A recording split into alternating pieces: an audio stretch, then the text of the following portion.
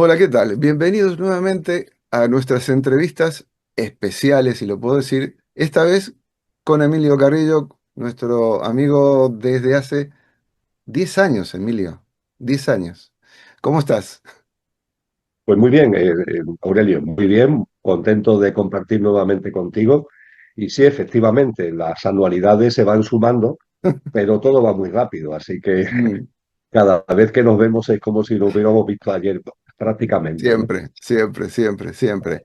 Y como solemos hacer a esta altura del año, como anticipo de tu visita a Valencia presencialmente, que vas a estar el sábado 18 de abril a las 18:30, a partir de esa hora, en el Hotel Senator, Parque Central, aquí en Valencia, digo, para hablarnos de un tema que se titula Aprende a interpretar el tiempo presente.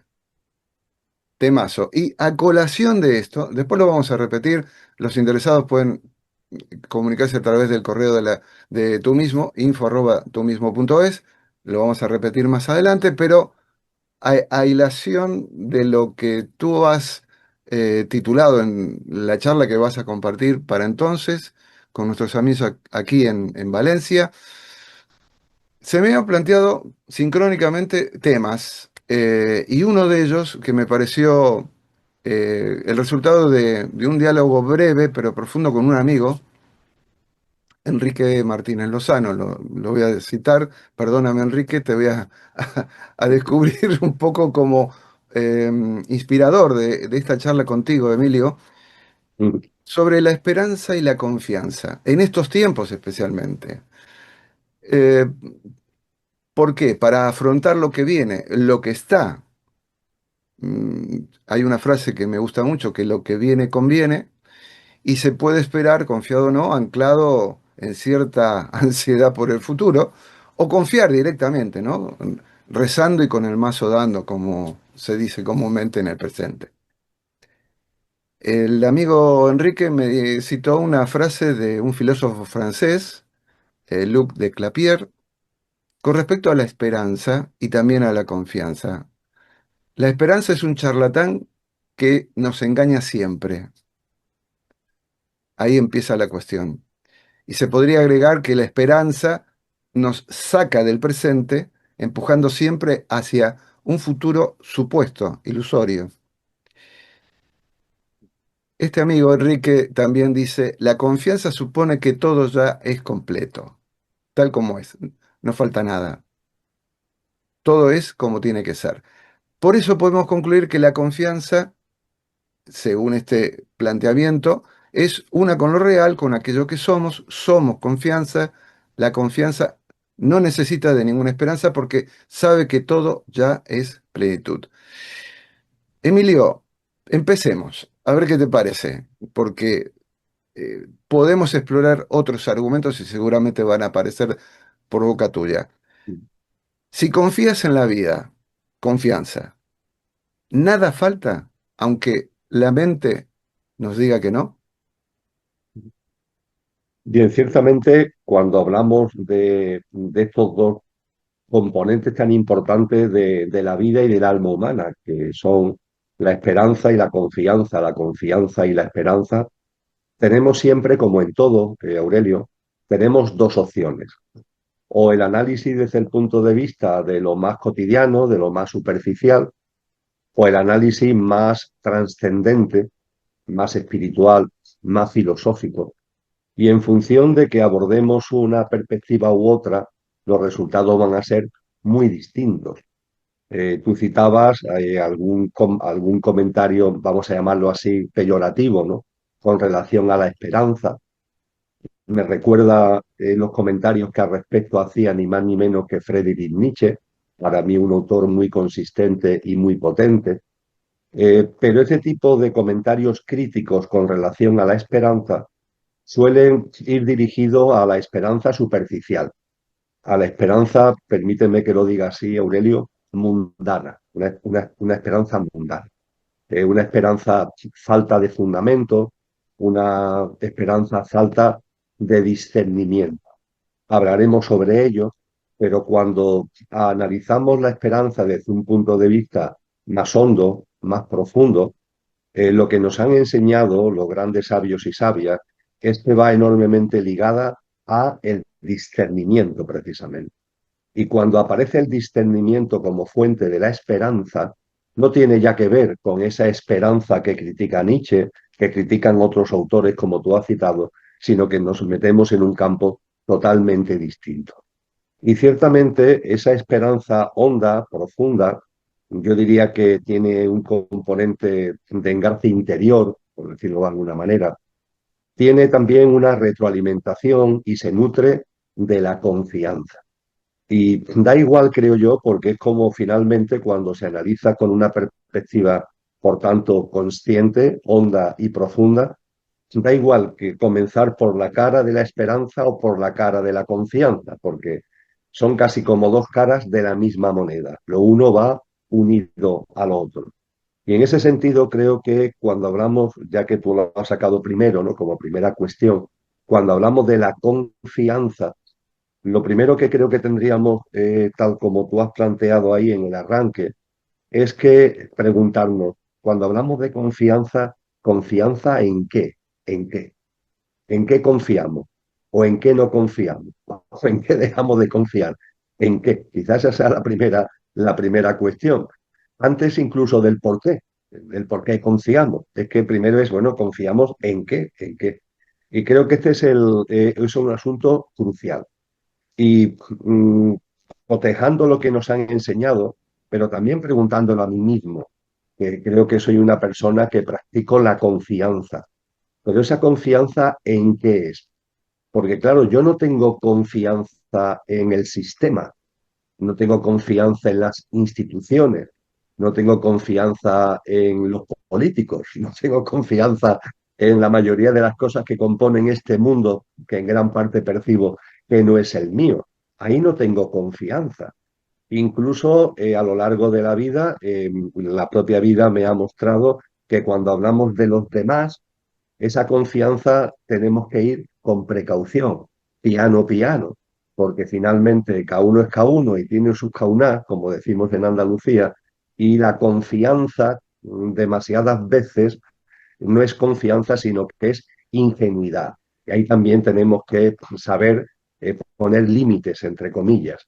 Con lo que, claro, si hablamos de confianza hacia los demás, si hablamos de confianza hacia las instituciones públicas, es decir, si hablamos de confianza de esta forma, pues yo la verdad es que no me considero a mí mismo una persona que practique y que tenga confianza.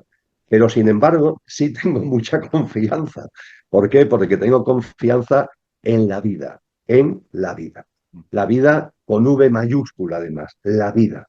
Hay algo en mi interior muy fuerte que hace ya tiempo me llama a confiar en la vida. La vida que muchos pueden percibir que es como una amenaza, como una especie de francotiradora, ¿no? Que en cualquier momento nos da el susto, nos dispara por circunstancias que nos afectan a nosotros mismos, por circunstancias que afectan a nuestros seres queridos.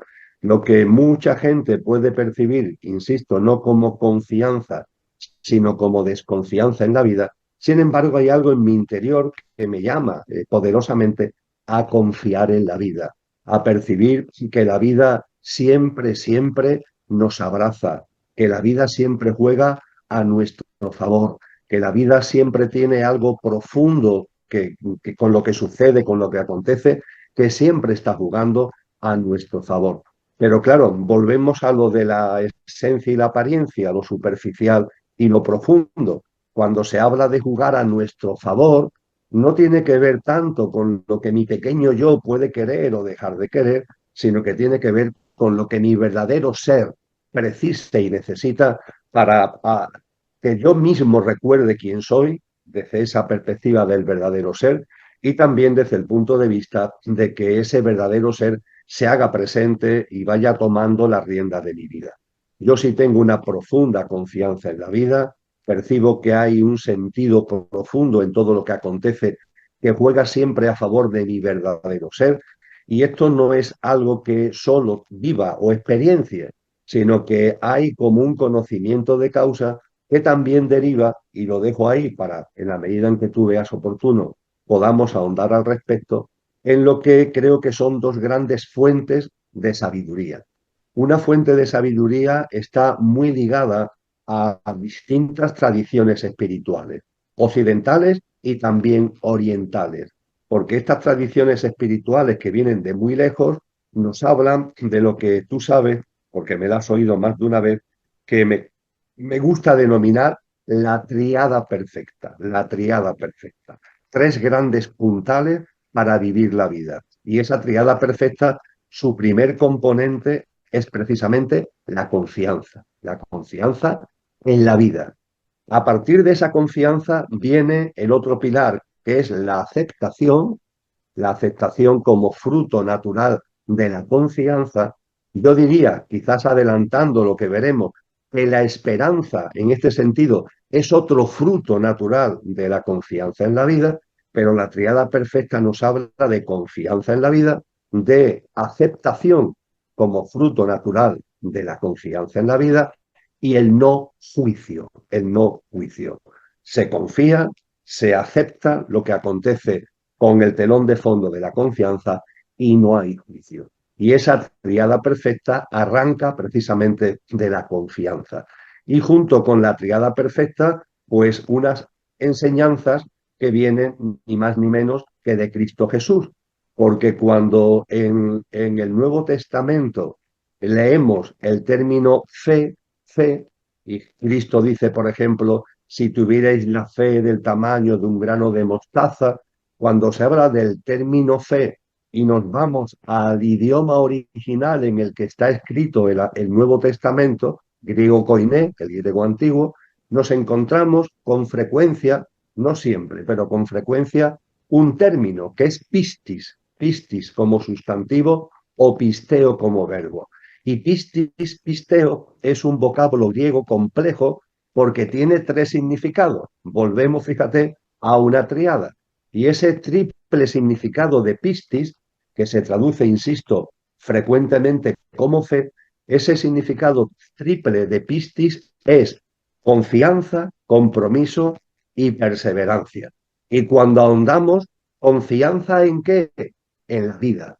¿Compromiso con qué o con quién? Contigo mismo desde la perspectiva, volvemos a ello, de tu verdadero ser. Y perseverancia en la práctica de la confianza en la vida y del compromiso contigo mismo. Con lo que fíjate que nos encontramos con dos grandes fuentes de luz, la triada perfecta y Pistis, donde el primer punto de arranque, teniendo ambos la triada como componentes, el primer punto de arranque es la confianza en la vida. Confianza en la vida, aceptación y no juicio, confianza en la vida, compromiso contigo mismo y perseverancia. Con lo que el percibir interno que tengo de que la vida merece nuestra confianza, que podría ser una especie de ilusión por mi parte o podría ser simplemente algo muy subjetivo, para mí además tiene, y es lo más importante, ese enorme aval que le da la tradición espiritual más profunda cuando hablamos de la triada perfecta y hablamos de la confianza. Por tanto, creo que hay que confiar y que esa confianza, Aurelio, es la confianza en la vida, en la vida. Por lo tanto, confirmas lo que te preguntaba. Si confías en la vida, no falta nada, está todo completo. Bien, al hilo de la profundidad, porque has observado dos facetas, ¿no? El análisis de la superficialidad de ambos términos y por otro lado, lo profundo. Si seguimos en la profundidad y con la mirada puesta en confiar, la pregunta sería, ¿la confianza nos une con aquello que es real, con aquello que realmente somos, con aquello, y así transformamos nuestra confianza en que somos confianza? No sé si soy claro. La unidad a través de la confianza con una realidad que no es la que perciben nuestros sentidos. Y que tiene que ver, totalmente de acuerdo, Aurelio, y es una realidad que tiene que ver con esa dimensión profunda a la que vengo haciendo referencia. Eh, en el ámbito occidental, en el ámbito, por ejemplo, del cristianismo, esa confianza arraigada en algo más profundo, al hilo de lo que tú acabas de compartir, tiene que ver con la denominada providencia, la providencia divina, entre comillas. También Cristo es muy insistente en esto. Todos, vamos, la mayoría de los textos sagrados son muy insistentes en esto. Hay una providencia divina. Es decir, no solamente es que la vida nos abraza, sino que la vida, y por ello en ella todo lo que ocurre tiene un sentido profundo, un porqué y un para qué que juega a nuestro favor, sino que además la vida está impulsada por un principio primordial que podemos llamar divinidad, que hace que la propia vida, además de abrazarnos, actúa, tiene forma, adquiere dimensión de providencia.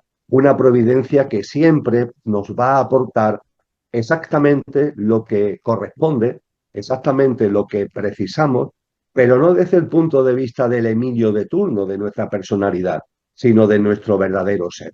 Y ese término de providencia, en el caso de Cristo, en distintas ocasiones nos habla con claridad de que nos preocupamos excesivamente. Y quien nos recuerda de alguna manera, se haya acercado más o menos a la tradición cristiana, ¿no? Esa comparación que él hace cuando dice, oye, que los lirios del campo no tienen que preocuparse por los vestidos, ¿no? Que los jilgueros no tienen que preocuparse por la comida. Y sin embargo, ahí está el ser humano siempre metido en sus afanes continuos, claro, los afanes del pequeño yo, de nuestra personalidad, ¿no? Recuerdo que la primera vez que lo leí y todavía cuando lo releo me sigue conmoviendo, pero me conmovió la primera vez enormemente, ese arranque que está en el Antiguo Testamento del libro del Eclesiastés, ¿no? Que dice, ahí está el ser humano, ¿no? Generación tras generación. Y el sol sale y el sol se pone y la vida sigue. Y sin embargo, en cada momento parece que nosotros tenemos que estar aquí como descubriendo no sé qué, como siendo los reyes del mambo, sin confiar, sin darnos cuenta de que hay unos ciclos, de que hay una evolución y de que hay un principio que todo lo impulsa. En esto que es la providencia en los términos occidentales, vamos a llamarlo así, fíjate que en el ámbito oriental quizás es un concepto, una expresión menos conocida, pero también creo que aquí en Occidente tiene un cierto nivel ya de conocimiento, que es el célebre Wu Wei, el no fuerces, el no fuerce. En el convencimiento, ese no forzar no es nihilismo, no es nihilismo, no es inacción, no, es simplemente que seas consciente de que evidentemente el ser humano tiene que tener voluntad, porque la confianza no significa no tener voluntad, la confianza no significa indiferencia. Como confío, todo me da igual. Lo que sea, será. No, la confianza no es indiferencia, la confianza no es estupidez, la confianza no es ingenuidad, como decíamos antes. La confianza conlleva acción y conlleva voluntad. Pero es una voluntad que está en armonía con el convencimiento de que hay algo que fluye, hay un principio primordial que todo lo impulsa y que cuando actuamos y nuestra voluntad está alineada con ese Wu Wei, con ese principio primordial, con ese Tao, ¿no? Que nos enseña la filosofía taoísta, ¿no? Ese principio primordial que todo lo impulsa y que impulsando todo le da un sentido a la vida, cuando nuestra voluntad y nuestra acción está alineada con ese principio primordial, con ese Tao, con ese sentido de la vida, todo encaja, todo tiene armonía, todo es perfecto. En cambio, cuando en nuestra voluntad o en nuestra acción, por los motivos que sea, vemos que empiezan como a surgir las cosas, que las cosas no encajan, que intentamos llevar proyectos a cabo, iniciativas a cabo, y eso no encaja, desde la filosofía del Wu Wei, de la filosofía del Tao, se estima como una advertencia. Oye, que la vida te está diciendo que esto no te conviene, que aunque tu nivel mental, tu pequeño yo, esté planteando esta iniciativa y este proyecto, si esto no se articula, si esto no se plasma, tú lo intentas, porque está bien, hay que tener, insisto, voluntad y capacidad de acción. Pero si esto no termina de cuadrar, la vida le está diciendo que esto no es. Y por tanto, en lugar de empeñarte, en lugar de forzar, eso es el Wu Wei, no fuerces, en lugar de forzar, reflexiona, recapacita y reconduce. No se trata de que te quedes con los brazos cruzados, sino que tu voluntad y tu acción lo canalices, lo articules de una manera distinta. Así que podríamos decir que la providencia, por un lado, y ese Wu Wei, y también lo que se deriva del principio primordial de ese Tao que le da un sentido a la vida, son también como grandes columnas que soportan la confianza cuando de verdad estamos hablando de una confianza profunda, de una confianza trascendente, de una confianza que tiene un nivel espiritual.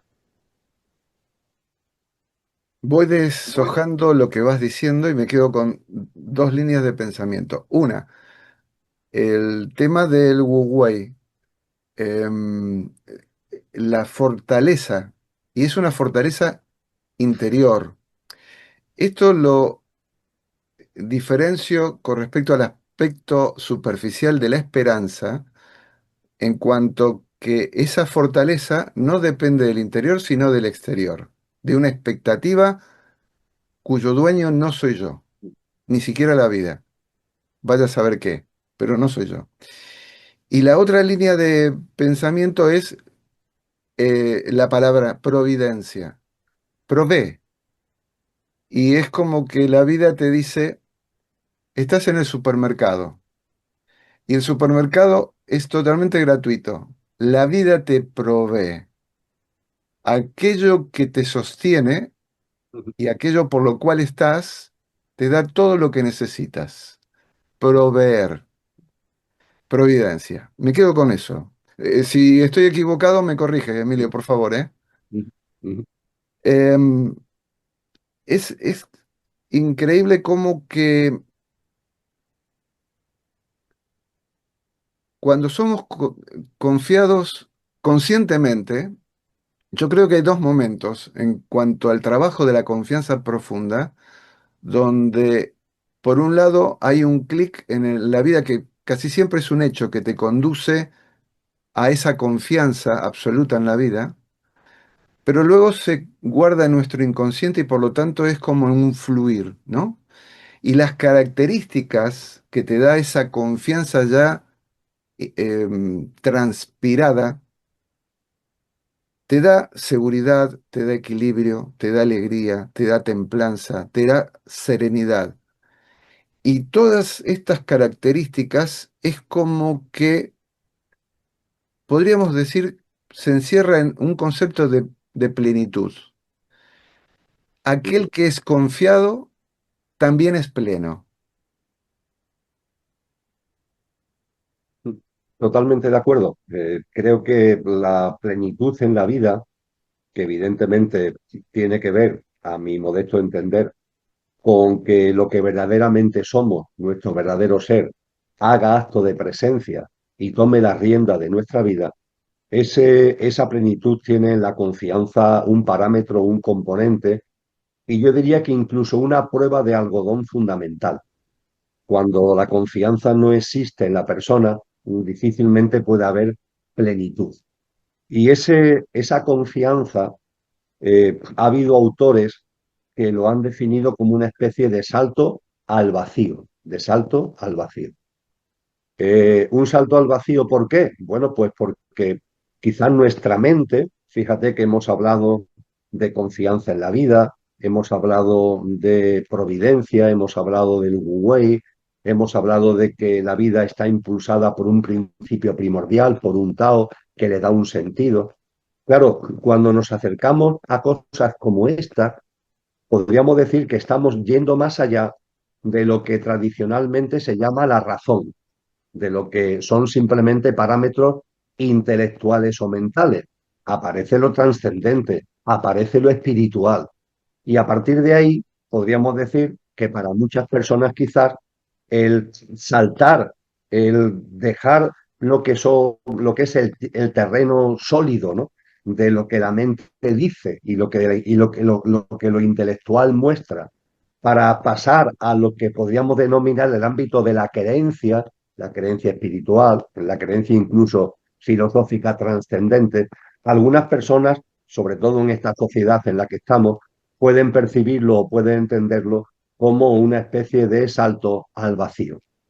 Creo que eso realmente no es así. Creo que cuando vamos abriendo los ojos, percibimos que el tener una visión espiritual y trascendente de la vida no es ni mucho menos una creencia, es de verdad percibir la realidad, que cuando precisamente no percibimos la realidad es cuando nos quedamos encadenados a lo puramente superficial, a lo puramente material. Ahí no estamos abordando la realidad en su verdadera naturaleza y que la abordamos de verdad cuando a la apariencia le unimos la existencia de una esencia que está más allá de la apariencia, lo cual hace que, aunque estemos hablando de un salto, porque es verdad que la confianza supone un salto, pero podríamos decir que no es un salto al vacío, es un salto fundamentado. Y esta idea del salto creo que se desarrolla muy bien en mi conocimiento limitado de los temas filosóficos, creo que se desarrolla muy bien en Kierkegaard, el gran autor y el gran filósofo, que además tiene mucho que ver con la propia visión global del existencialismo. Y fíjate el que él plantea la confianza como ese salto y lo pone hasta cierto punto como un componente opuesto a la razón pura, a la razón pura. Sin embargo, creo que realmente la razón, si es pura, te lleva a lo trascendente. Es El verdad. problema es que la razón en muchas veces llamamos razón a lo que no es razón pura, sino que es una razón limitada precisamente por un encapsulamiento de nuestra mirada hacia lo superficial y hacia lo puramente material. Sí puedo decir con claridad que para mí la crítica de la razón pura de Immanuel Kant es una obra que siempre me ha llamado muchísimo la atención y que he estudiado bien. Y que aquellos que utilizan el término razón pura de Kant como una especie de llamada a lo material, están errando el tiro por completo. No se han leído la obra, que por cierto es compleja, hay que reconocer que es compleja, no se la han leído con suficiente serenidad y con suficiente sosiego, o simplemente están hablando de la obra por lo que le han oído a otro, que le ha oído a otro, que le ha oído a otro. Porque hay que recordar, Aurelio, que Immanuel Kant, en la crítica de la razón pura, aboga, desde el punto de vista científico y filosófico, no por el conocimiento a posteriori, es decir, no por el conocimiento basado en el experimento y en la prueba y error, sino en el conocimiento a priori, algo que hay que buscar dentro, un discernimiento, una sabiduría que hay que buscar dentro. Pues bien, si hacemos de verdad un caso a Kant cuando habla de la razón pura y nos habla de ese conocimiento a priori, podríamos decir que el conocimiento a priori es la base que te da la posibilidad de dar ese salto de la apariencia a la esencia del que habla Kierkegaard y que nos lleva a la confianza. Sí, la confianza es un salto, claro que sí, yo diría entre comillas, porque es una exageración hiperbólica, ¿no? Es una hipérbole, pero en fin, creo que se puede llamar así, es un salto dimensional. Saltas de la dimensión de lo material a la dimensión de lo trascendente. Y ahí sí, claro, ahí surge la confianza, que además, entre otras muchas cosas, Aurelio, ya que estamos hablando de filosofía, yo recuerdo siempre, desde hace mucho tiempo, que también tuve ocasión de acercarme a la obra de Niklas Luhmann, que él habla de que en este mundo, en esta sociedad en la que estamos, la confianza es imprescindible. Y que Totalmente. es imprescindible cuanto más compleja se hace la sociedad. Y ciertamente estamos en una sociedad cada vez más compleja, ¿verdad? Estamos Ahora, en un momento de una enorme complejidad y mm, esa complejidad podemos sentir a veces que nos apabulla, ¿verdad? Que es tan enorme que es una especie de monstruo que puede con nosotros. A mí me gusta utilizar la expresión de que estamos en un huracán de magnitud aceleradamente creciente. Pues bien, quizás en ese huracán de magnitud aceleradamente creciente, en esta complejidad en aumento, diríamos que el ser humano tiene a su disposición, no desde el punto de vista de lo quimérico, sino de lo real, tiene a su disposición dos brújulas. La brújula de la paz, que nos guíe la paz, aquello que aporta paz, aquello que nos aporta armonía, aquello que nos aporta serenidad, aquello que nos aporta paz y la confianza. Diríamos que la confianza es una brújula muy importante, siguiendo a Nicolás Luhmann, para vivir en este huracán y en esta complejidad creciente. ¿Quién iba a decir que este era el comienzo del planteo que yo intentaba? Lo has descrito. En este huracán que estamos, ¿qué hacemos? Y lo has explicado espléndidamente, pedagógicamente, recurriendo a la filosofía, y me quedo en el tema de este momento, porque si la confianza es el instrumento, uno, no nos damos cuenta que a través de ella, o podemos darnos cuenta, que nos ancla aquí ahora.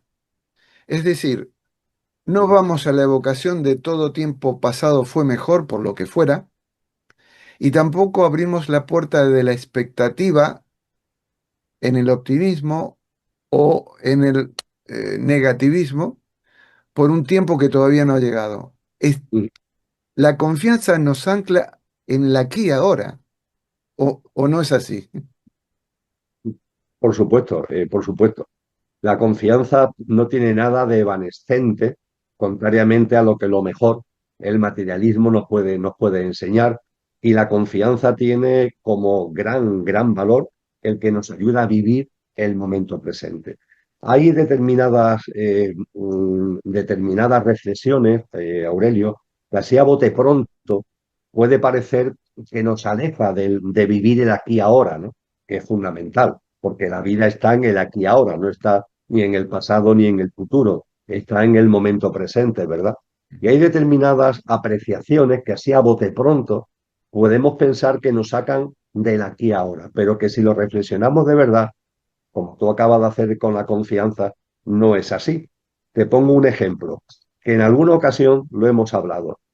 A ver, tú sabes que yo comparto mucho acerca de que la muerte no existe, de que la muerte es un imposible, un fantasma de la imaginación humana. Y tengo escrito textos y doy charlas sobre la vida después de la muerte, sobre qué hay después de la muerte. Y así a bote pronto podíamos pensar que cuando se habla de la muerte se está hablando del futuro y que si estamos hablando del futuro nos estamos saliendo del momento presente. Pero claro, cuando lo reflexionamos con profundidad, ¿qué sucede? Que es que reflexionar sobre la muerte y, e integrar en tu vida que no existe es la mejor forma de vivir el momento presente. Porque si tienes miedo a la muerte, tienes miedo a la vida. Y si tienes miedo a la vida, estás de alguna forma contaminando tu momento presente. Con lo cual, cuando hablamos de la muerte, fíjate, a través de una relación de vasos comunicantes, estamos en el presente. Con la confianza pasa igual. Aparentemente, alguien puede pensar que nos saca, también pasa ahora cuando hablemos de la esperanza, que nos saca del momento presente. Pero no es así, todo lo contrario, está anclada en el momento presente, tiene su fundamento en el momento presente. Y como he dicho ya varias veces, es que un pilar básico es la toma de conciencia de que todo lo que está pasando ahora, en mi vida y en la vida, lo que está pasando ahora, tiene un porqué y un para qué, tiene un sentido profundo. Lo que está ocurriendo en estos momentos, la conversación que yo estoy teniendo contigo, este diálogo que estamos manteniendo en el aquí y ahora, en mi vida, también en la tuya, tiene un sentido profundo, tiene un porqué y un para qué. No es fruto de la casualidad, no estamos aquí compartiendo este rato por casualidad, no tiene algo que lo agarra con fuerza, que le da un sentido que incluso va más allá de lo que podamos concebir intelectualmente, que posiblemente tenga que ver con nuestras almas, también con las almas de aquellos que se pueden acercar a esta modesta grabación. Y esto, claro que sí, el término anclar que tú has utilizado lo hago mío también, la confianza está anclada en el presente y nos ancla en el presente. Bien, pasamos a la esperanza. Has hablado de la confianza y no sé si hay algún cabo suelto por atar, pero quiero avanzar hacia la esperanza como concepto filosófico, como concepto también espiritual, porque si vemos a los pensadores, los modernos, los históricos, incluso nos podemos remontar a la época de Santo Tomás de Aquino, por ejemplo, ¿no? Él dice que es un don divino, ¿m? Que se apoya en la confianza. Justamente lo que tú decías en un comienzo, cómo se desprende como resultado de la confianza la esperanza. Aquí aparece una confianza primeriza. Todo esto en la promesa de una bienaventuranza final. Es decir, ahí sí juega un poco el tema de el factor tiempo, pero bueno, lo dejamos aquí. Byung-Chul Han, que es un filósofo contemporáneo, habla de que tiene una mirada filosófica, tal vez no tan profunda como la que estás haciendo tú, pero dice que es un acto de vinculación social y de resistencia a la fatalidad. Es interesante. Y Nietzsche, que lo ha citado, él ha criticado a la esperanza, más que nada porque dice que prolonga el sufrimiento al mantener la expectativa de un bien que no llega nunca. Este es el pensamiento de Nietzsche. Vemos la mirada de la esperanza, pero tú le has dado una vuelta y también la pista que dejé un poco primerizamente con el Tomás de Aquino. ¿Cómo vemos a la esperanza? Ciertamente, Han, al que tú acabas de citar, para mí es un filósofo fundamental contemporáneo. Creo que su obra es una obra que analiza muy bien cosas que suceden en el mundo ¿Mm? con una mirada honda, que además se agradece en unos momentos de tanta superficialidad. Es cierto que él, cuando analiza el tema de la esperanza, está muy influido por el pensamiento de Nietzsche, que también tiene otras influencias en su obra, e incluso por el pensamiento estoico. Los estoicos eran muy críticos con relación a la esperanza. Es más, para ellos la esperanza la ligaban al miedo. Fíjate, miedo y esperanza, decían ellos, son dos caras de la misma moneda, ¿no? Claro, cuando hablamos de estas aportaciones de Hahn, de las aportaciones de Nietzsche, de las aportaciones de la filosofía histórica, vuelvo a lo que compartía anteriormente, depende del prisma. Si nos vamos a la esperanza superficial, superflua, ingenua, inconsciente, del hombre corriente, pues lo que dice Hahn, Nietzsche y los estoicos tienen más razón que un santo. Ahora, cuando nos vamos a una perspectiva de la esperanza honda y profunda, caminamos ya por otro derrotero. Y ese camino por otro derrotero tiene que ver, lo compartí al principio y ha llegado el momento de ahondar en ello, en el discernimiento. Discernimiento. Cuando la esperanza no va ligada, no es hija del discernimiento, nos encontramos con lo que dicen los estoicos Nietzsche o Hahn. Cuando la esperanza es hija del discernimiento, es todo lo contrario. Y yo diría que el discernimiento que afecta a la esperanza tiene dos grandes componentes. De uno hemos hablado ya y de otro voy a hacer una breve reflexión. El primer componente del que ya hemos hablado es el discernimiento sobre la vida, esa vida que tiene un sentido, esa vida a la que nos hemos referido y que efectivamente la confianza en la vida y esa vida tiene como pilar, tiene como fruto, decíamos, esa aceptación y esa esperanza. Por tanto, la vida, el discernimiento sobre la vida, el darnos cuenta de que en la vida las cosas no suceden por casualidad, sino que la vida está llena de causalidades, de sincronías, de señales, el discernimiento de que en la vida todo tiene un sentido profundo, un porqué y un para qué. Ese discernimiento nos lleva a la esperanza. Y estamos hablando, por tanto, no de una esperanza inconsciente, sino todo lo contrario. Y el otro pilar, el otro discernimiento, ¿no?, que nutre la esperanza y con la que debe ir ligada la esperanza para que no sea la criticada por estos autores a los que hemos hecho referencia, es el discernimiento sobre la evolución. Y la evolución es un término precioso, que va mucho más allá del contenido vago a veces que le solemos dar, porque el cosmos entero está en evolución.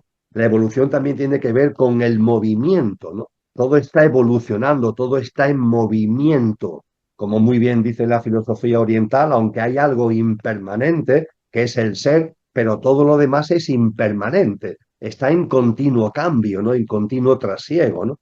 Y esa evolución, el discernimiento sobre ella, es la que nos lleva, Aurelio, a darnos cuenta de que sí, efectivamente, todo está en movimiento, todo está como en un trasiego continuo. Ahora bien, el discernimiento nos enseña que hay unos patrones, que hay unos ciclos y que por tanto, cuando hablamos del movimiento como expresión general de la realidad en la que vivimos, el discernimiento nos enseña de que ese movimiento se expresa en ciclos y se expresa en patrones y que incluso la conciencia, la toma de conciencia, el percatarse de la realidad, el integrar la realidad, también tiene que ver con esos patrones y tiene que ver con esos ciclos. Y claro, cuando se tiene un discernimiento acerca de la evolución, cuando se tiene un discernimiento acerca de los ciclos, de los patrones que rigen la vida, y cuando se tiene una sabiduría y un conocimiento de causa, un discernimiento sobre cómo evoluciona la conciencia, yo diría que la esperanza surge ineludiblemente. Cuando Cristo Jesús, por ejemplo, dice, este, esta generación humana va a concluir y surgirá una nueva humanidad en una tierra restaurada, yo puedo afirmar categóricamente que yo tengo esperanza en que efectivamente este ciclo humano concluya y se inicie un nuevo ciclo humano, el anunciado por Cristo, que es esa nueva humanidad en una tierra restaurada. Pero esa esperanza no es consecuencia de un acto, entre comillas, mental, no, no, es una especie de sabiduría profunda de que efectivamente la vida se expresa en ciclos, que todo, miremos por donde miremos, está en movimiento, pero está plagado de ciclos. Y que también esta generación humana es un ciclo que va a terminar cuando corresponda y dará lugar a ese nuevo ciclo humano. Yo tengo podría decir, fíjate, hemos hablado de que compartiremos la conferencia en Valencia el 18 de abril. Faltan en número redondo 2 meses en el momento en el que estamos grabando este programa. Donde yo estoy ahora en Andalucía, en estos días, estamos viviendo un temporal tras otro, mucha agua, mucho viento, etcétera, etcétera.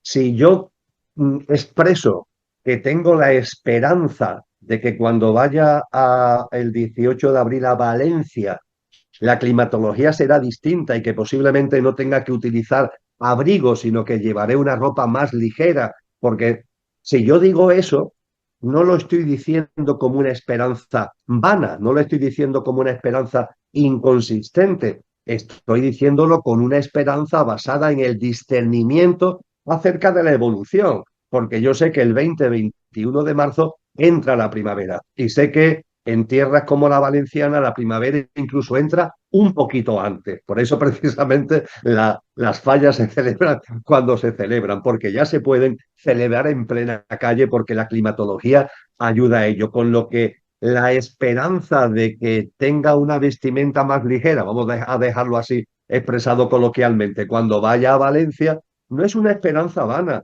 es la esperanza que deviene de una sabiduría de que a lo largo del año hay ciclos, que hay distintas estaciones del año, que después del invierno viene la primavera, que cada estación tiene unas connotaciones climatológicas distintas.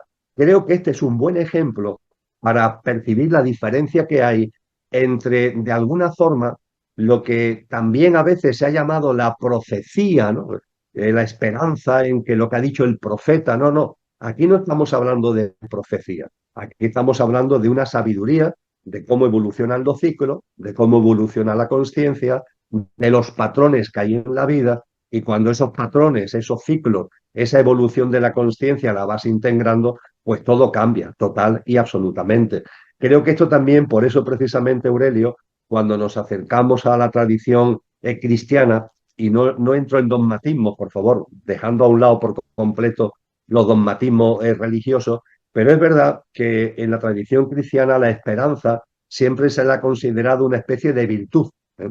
De hecho, en el ámbito del cristianismo se habla de las tres virtudes teologales: fe, caridad y esperanza, ¿no? La esperanza como virtud. Y es una virtud, pero no es una virtud en el sentido beático del término, de las beatas de pueblo, no, es la virtud desde el punto de vista de que para que la esperanza nazca en ti hay que haber llegado a un discernimiento y ese discernimiento te da como fruto la esperanza.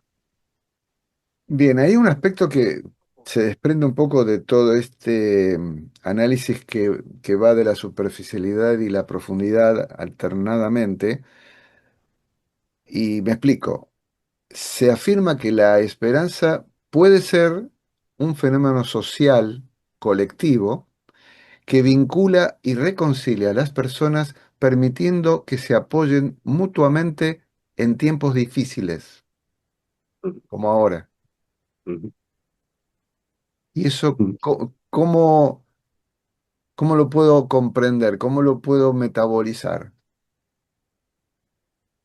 Pues tiene mucho que ver, Aurelio, y volvemos a las dos perspectivas, la más mundana y superficial, la más profunda y espiritual. Cuando hacemos mención, o cuando por lo menos en mi comprensión de lo que tú acabas de compartir, mi convencimiento, para empezar, es que no estamos solos, Mm, bajo ningún concepto. Yo sé que hay muchas personas, quizás personas que se acercan a este vídeo, que pueden sentirse solas.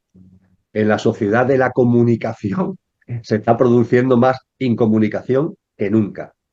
Pero ojo, esa incomunicación o esa sensación de soledad es simplemente una mirada superficial. La realidad es que estamos muy bien acompañados.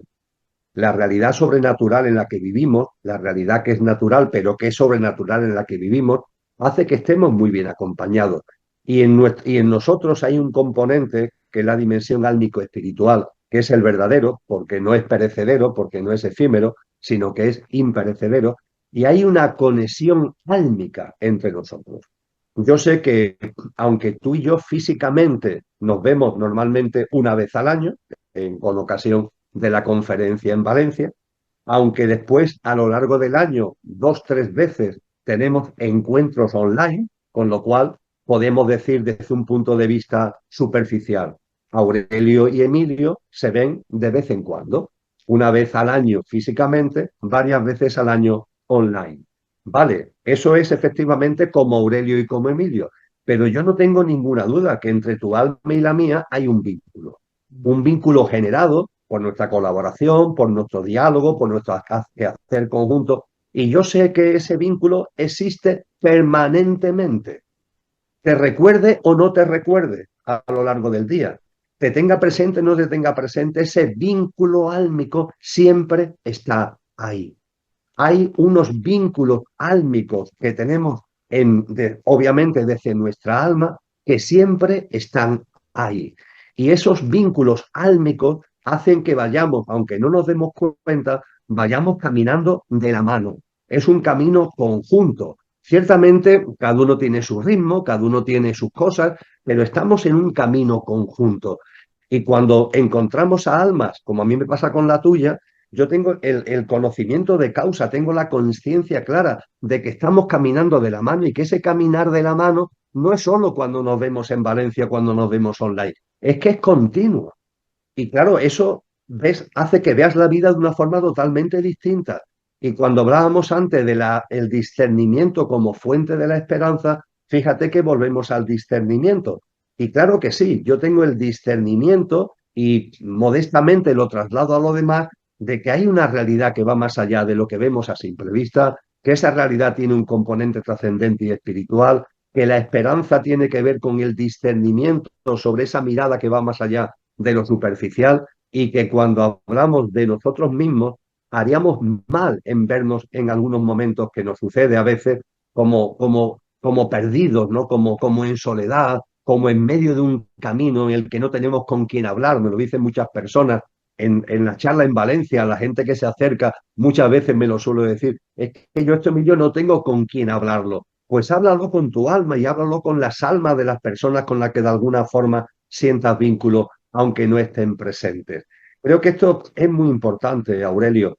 Y fíjate, en esta especie de toque, de atención, que a lo mejor se puede percibir como simplemente optimismo, quizás también merecería la pena que habláramos de la diferencia entre el optimismo y la esperanza, pero hay una autora, eh, creo que es del siglo XIII, XIV, Juliana de Norwich, que es una mística que cuando estudié la obra para publicar el libro que hice sobre San Juan de la Cruz, apareció en escena, porque es previa, ¿no? Obviamente, a San Juan de la Cruz, estamos hablando del siglo XIV, siglo XV, y Juliana de Norwich es una mística muy reconocida, eremita, una eremita mística, tiene como una de sus cualidades ser la primera mujer que escribió un libro en inglés, o sea que tiene un mérito bastante importante.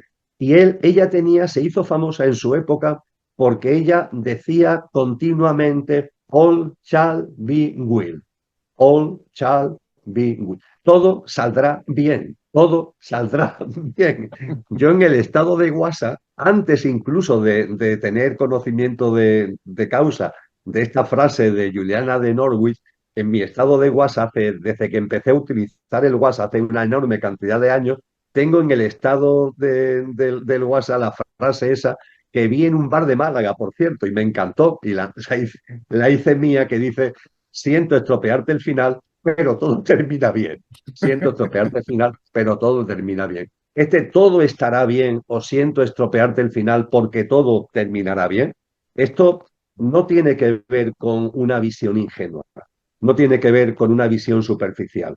Viniendo de Juliana de Norwich, seguro que no tiene que ver con una visión superficial. Tiene que ver, volvemos al discernimiento. Hay un discernimiento de cómo evolucionan los ciclos, de cómo evoluciona la conciencia, y ese discernimiento nos lleva al convencimiento de que aunque mi mente, en medio del traqueteo en el que estamos en el momento presente muy especialmente, ¿verdad, Aurelio? En medio de ese traqueteo, aunque mi mente a veces se venga abajo, aunque mi mente a veces pueda entender que está como sucumbiendo, ¿no? Que está hundida en medio de tantas miserias humanas, entre comillas, pero tenemos que elevar la mirada. Ese discernimiento nos ayuda a elevar la mirada y ese discernimiento nos lleva a la esperanza. Y esa esperanza basada en el discernimiento es un bálsamo.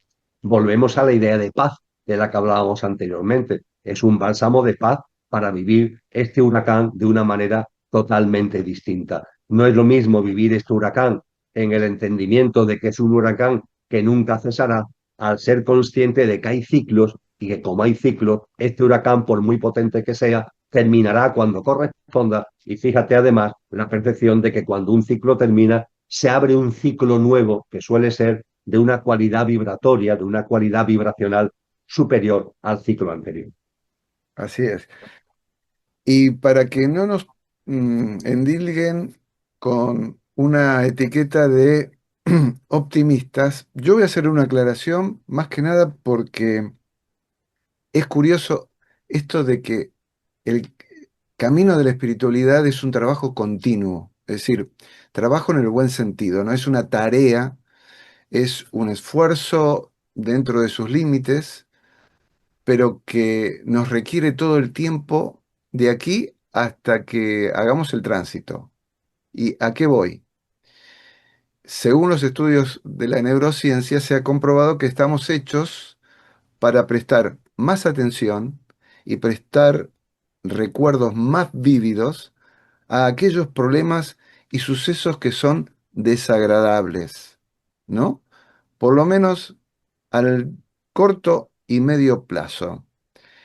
Es decir, en otras palabras, la biología nos está diciendo que configuradamente cada uno de nosotros está predispuesto para ir en contra justamente tanto de la confianza como de la esperanza. Es curioso, nos guste o no, la principal preocupación de nuestra naturaleza es la supervivencia, que sobrevivamos, no que seamos felices. Y este es el aspecto del vehículo. del coche, pero no del conductor. Y me parecía atinado decirlo porque se puede, y lo repito, criticar que esta mirada trascendente no tiene sentido porque si neurobiológicamente nos han hecho de esta forma, ¿cómo se explica lo demás? Ciertamente el símil que tú usas y que a mí también me encanta usar, ¿no? Del coche y del conductor, ¿no? Mm, El coche es nuestro pequeño yo, físico, emocional, mental, la personalidad a ello asociada, y el conductor es nuestra dimensión álmica espiritual. El coche es perecedero, el conductor es imperecedero, y el conductor encarna en el coche para vivenciar la experiencia humana. Claro, cuando somos realmente el conductor, y cuando tomamos conciencia del conductor, también tomamos conciencia del coche. Curiosamente, si al conductor lo tenemos olvidado, relegado, como si no existiera, una especie de amnesia de nuestro verdadero ser, curiosamente tampoco tenemos conocimiento de causa del coche, porque no podemos observar el coche, no podemos tomar conciencia, no hay, no hay observador que tome conciencia del coche porque hemos olvidado al conductor, que es el observador a su vez del coche. Cuando yo voy conduciendo mi coche utilitario, yo observo también a mi coche y tomo conciencia de lo que a mi coche le pasa o le deja de pasar. Si teóricamente el coche no tuviera conductor, pues no hay alguien que tome conciencia del coche, ¿verdad? Pues bien, cuando tomamos conciencia del coche, yo hablo del salpicadero. Yo me observo desde el punto de vista de mi coche. Me veo como conductor que conduce mi coche. Y yo veo que en el salpicadero del coche se encienden lucecitas. Y esa lucecita tú la has descrito muy bien, claro. Mi coche tiene una visión limitada de la vida, porque entre otras cosas mi coche es perecedero. Yo no, el conductor no, es imperecedero, pero mi coche es efímero, es pasajero. Y cuando se encienden las luces del instinto de conservación, yo tengo que medir hasta qué punto ese instinto de conservación tiene sentido común y cuando no, porque evidentemente hace muy bien el salpicadero del coche en decirme que si estoy en un piso, no baje, no me tire por la ventana, sino que baje por el ascensor. Y esa lucecita del salpicadero tiene que ser bienvenida. Pero también es verdad que muchas veces se enciende el instinto de conservación de un modo que nos autolimita y que no tiene ese sentido común que el conductor debe medir perfectamente para saber cuándo hacerle caso o no hacerle caso a ese salpicadero. Evidentemente el coche tiene el afán de supervivencia, evidentemente, pero ese afán de supervivencia tiene que ser regulado, tiene que ser medido, tiene que ser canalizado desde la conciencia del conductor. Y claro, cuando vemos solamente o hablamos solamente desde la perspectiva del coche, pues difícilmente vamos a entender nada. Yo me gusta decir que cuando vivimos la vida sin la presencia del conductor, el coche se convierte en un coche loco, en un coche loco, que es como desgraciadamente tantas personas viven su vida, lo cual da lugar finalmente a una sociedad tan compleja, una sociedad tan llena de estrés, tan llena de ansiedad y tan llena de tantas cosas que nos gustaría de alguna manera evitar, pero intentamos evitarlas, pero sin ir a las causas verdaderas. Y las causas verdaderas tienen que ver que nos hemos desarraigado, tenemos esa amnesia de lo que realmente somos y no vivimos en conciencia y en consonancia con lo que realmente somos. Y ciertamente cuando abordamos estas perspectivas distintas es que son aplicación para todo. El otro día, hace muy poco, ha sido muy recientemente, escuchaba el vídeo de la entrevista que le hicieron a Elon Musk en el Foro Económico Mundial que se ha celebrado en Davos. Fue la semana del 11-15 de enero, o sea, ha sido muy reciente, ¿no? Y en esa lo entrevista el director general, el CEO de BlackRock, del gran fondo de inversión, Larry Fink. Y en ese diálogo que mantiene, en un momento determinado, ya al final, eh, Elon Musk habla del optimismo. Y claro, habla de un optimismo totalmente desligado de la esperanza. Y él dice algo así como, vamos, así me acuerdo literalmente, él viene a decir algo así como que hay que, si es, dice, porque la gente me pregunta si yo soy pesimista, si yo soy optimista, y yo creo que hay que ser optimista, porque si somos optimistas, aunque nos equivoquemos, le aportamos calidad a la vida. La calidad de vida del optimista es mayor que la calidad de vida del pesimista. Bien, yo me permitiría corregir a Elon Musk, con toda la modestia, por favor, para decirle que realmente, lo que nos da plenitud y lo que nos da calidad de vida no es el optimismo o el pesimismo, es la esperanza, la confianza y la esperanza de la que estamos hablando, Aurelio. La esperanza va más allá de lo que es el optimismo, porque el optimismo entra dentro de ese campo vano y superficial del que hablamos anteriormente. Es como una especie de voluntarismo, ¿no? Fíjate, yo decido, yo que quiero ser optimista o pesimista, ¿no? Si no es un tema que tú decidas ser pesimista o optimista, lo que tienes que tener es discernimiento. Y el discernimiento te lleva a darte cuenta de que vivimos en una sociedad distópica, que el momento presente es un absoluto desbarajuste, lo mire por donde lo mire, y eso no es que sea pesimista, simplemente que tiene discernimiento, pero que ese discernimiento también te da esperanza, te da confianza en la vida. Con lo que fíjate que el discernimiento, cuando te da una capacidad de análisis de lo que ocurre, podemos llamarlo pesimismo. Pero cuando el discernimiento a tu vez te da esperanza y confianza, podemos llamarlo optimismo. Pero no, no es ni pesimismo ni optimismo, es discernimiento. Pero claro, para hablar del discernimiento tenemos que hablar del conductor. Y si hablamos del conductor, pues nos vamos a apartar de la lógica del lenguaje y de la lógica de lo que personajes como Elon Musk pues nos trasladan, ¿no? Pero me resultó curioso esta apreciación sobre el optimismo, que si en lugar de optimismo ponemos discernimiento que nos lleva a la esperanza y a la confianza, lo hago absolutamente mío. Bien, Emilio, nos vamos a encontrar entonces aquí en Valencia el 18 de abril a partir de las 18:30 en el Hotel Senator, Parque Central, para escucharte hablar del tema Aprende a interpretar el tiempo presente.